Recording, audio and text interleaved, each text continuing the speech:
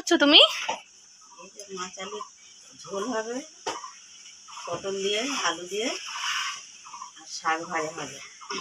ও, তুমি এখন কাটাকুটি করছো? হ্যাঁ। ঠিক আছে, করো। কি মাছ এনেছো? রুই মাছ।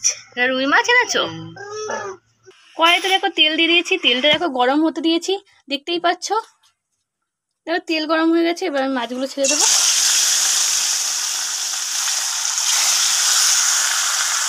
দেখো মাছগুলো আমি ছেড়ে দিয়েছি, এবার ভেজে নেবো।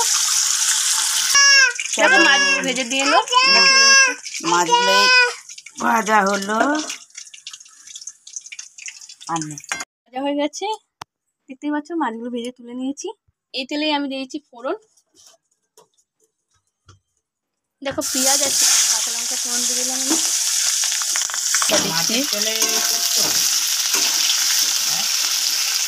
আলু দিয়ে দিয়েছে, এবার নাড়াচাড়া করে নিয়েছে।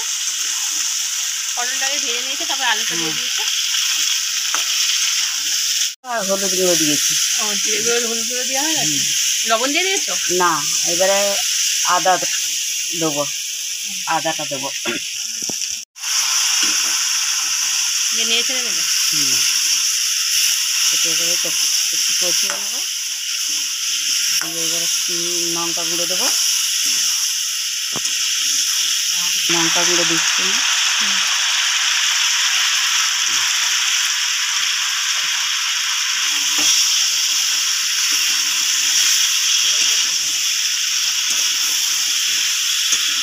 তুলে ছাড়াগুলো দেবো, ধুলে তুলে ছাড়াগুলো দিলাম।